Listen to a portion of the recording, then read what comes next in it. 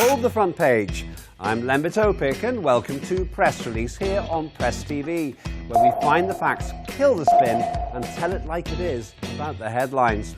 We'll be looking at tales from all around the world and sorting out the reality from the rubbish. First, a roundup of the week's news with the stories that cause more questions than answers. America has come up with a creative solution to reducing gun crime in schools.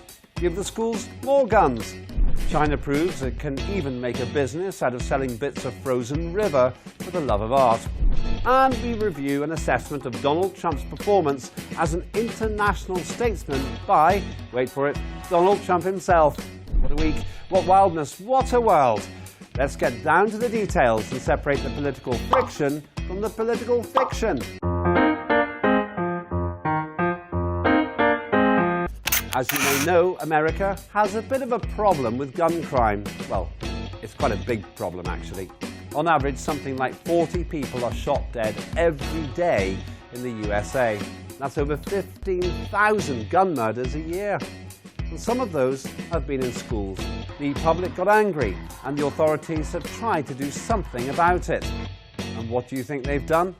It looks like their answer is more guns.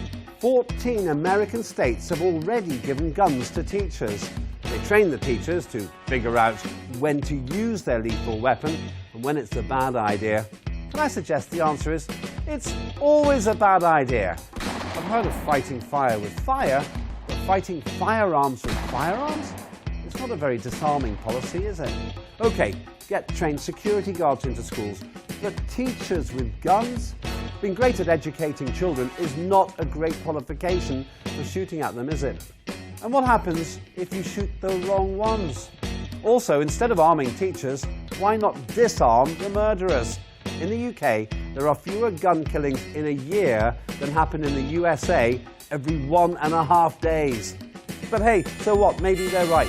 Let's just arm the teachers and get them to dress up as cowboys and ride around the schools on horses, just like they did in the old Wild West, when you could always tell the baddies because they were dressed like, well, baddies. Or why not just accept this is a total non-starter of a policy? To kill school children, they're probably not sane enough to be put off just because some teachers have a gun too. If they actually took the time to work out why these criminals do what they do, then they perhaps might just stop them from wanting to do it in the first place. It's time to bite the bullet about bad gun laws instead of increasing the risk of gunning down kids. You don't happen to need some ice, do you? If so, I know just the place you can get it. Harbin City in northeast China. We know the Chinese are very good at making and selling things. Now they're making it their business to cut a frozen river into pieces and turn it into art. Each year, Harbin has an international ice and snow sculpture festival. They need ice, a lot of ice, to make the sculptures.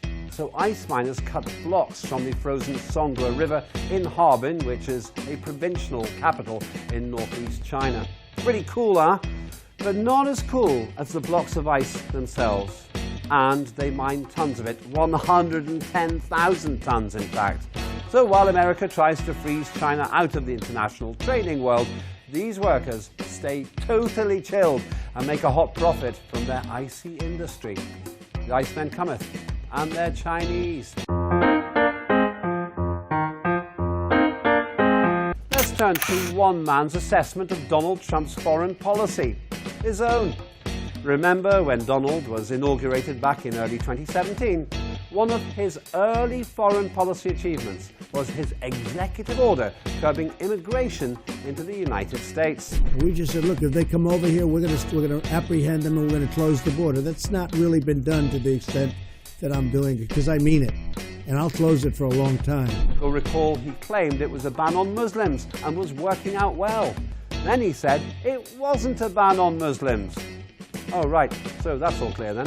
Halfway through his first term, Trump claimed our country is respected again all over the world. Do the public agree? Not these people. I think they're a bit negative about him. Chanting, "Refugees are welcome here," doesn't sound exactly like Mr. Trump's own policy position. And this lot shows something is really going wrong with campaigning. Before Trump, the demonstrators would make sure their slogans were in rhyming couplets. But the Trump administration has done so much damage to America that the demonstrators can't even demonstrate in rhyme anymore. Then there's the question of building bridges. Nah, not for Big Don. He's not into building bridges. He's into building walls. That didn't go down too well in Mexico. Here's the former Mexican president, Enrique Pena Nieto. Mexico does not believe in wars. I have said it over and over again. Mexico will not pay for any war. And he's not alone. Thousands of Mexicans marched against Trump. And Trump responded. Build that wall. Now, the obstructionist Democrats would like us not to do it, but believe me, we have to close down our government. We're building that wall. Typically modest Don responded to all this with his usual sensitivity. Barbed wire used properly can be a beautiful sight, said Trump about his border. The wall, the bombing, the CIA, the Muslim ban, which isn't, and all the rest of it. And he's also a great judge of character, as he proved about Macron in France. It's good to know that America is doing so well. Unfortunately, the main man lives in the White House and doesn't tend to go to Mexico because they probably wouldn't let him in. And as usual, I'll make some predictions about what could happen in the weeks ahead.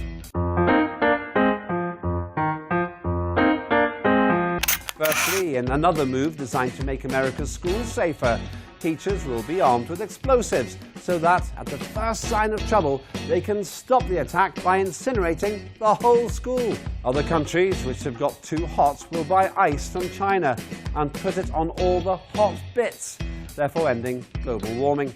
And I predict Donald Trump's continuing determination to tell everyone how well he's doing leads to an offer of work as a professional stand-up comedian.